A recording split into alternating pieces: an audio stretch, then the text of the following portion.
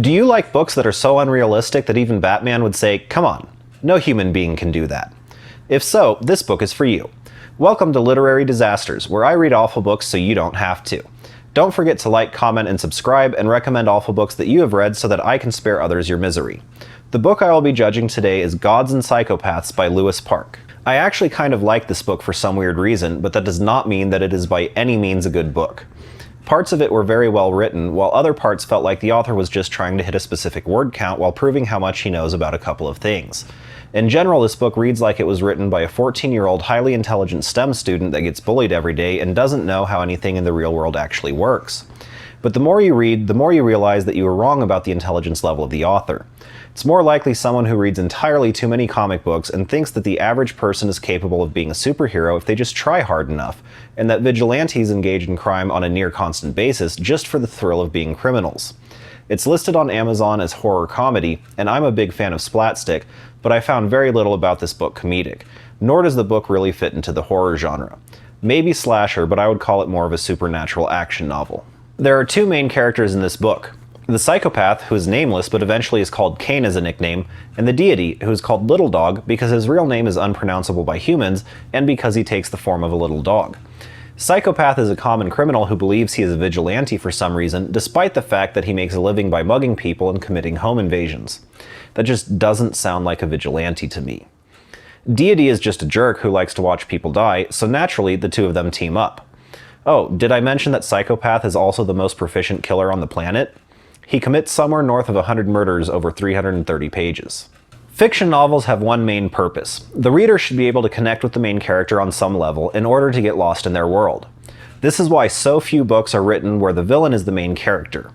While Psychopath is not the worst villain in this book, he is at best an anti-hero in some circumstances and just a villain in others. His end goal of saving the bumblebees from poisons produced by multinational chemical companies is admirable, but he spends entirely too much time engaged in crime for no reason. And there's that one time he beats up a bunch of cops because he started crying.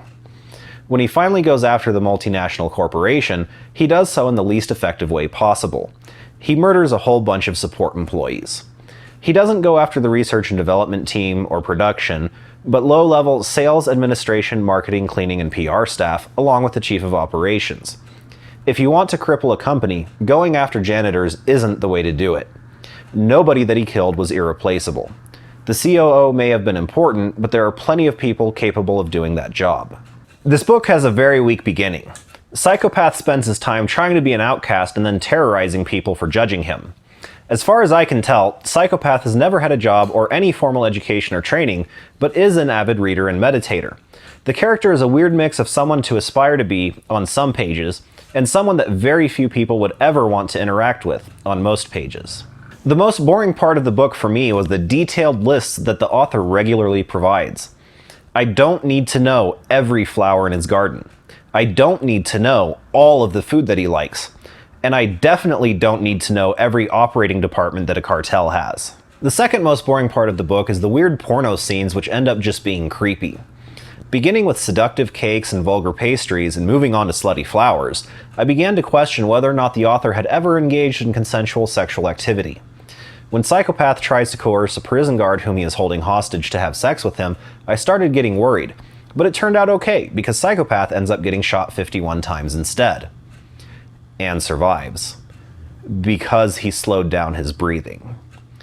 After murdering everyone in the courtroom where he is on trial for attacking the prison guards and attempting to break out of prison, he goes out mugging people again, as vigilantes often do. He then heads to the red light district, where Little Dog watches Psychopath have sex with a couple of prostitutes. The ending is just as weak as the beginning. You realize that none of the characters have actually accomplished anything, nor have they grown in any way, throughout the entirety of the book. Sure, he's killed a whole lot of people, but he has not made any progress towards saving the bumblebees. At all.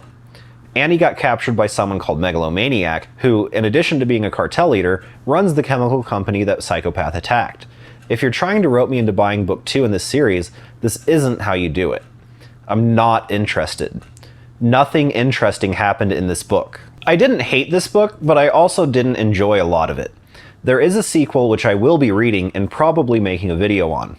Both books were free, so I'm not losing any money, just time and sanity.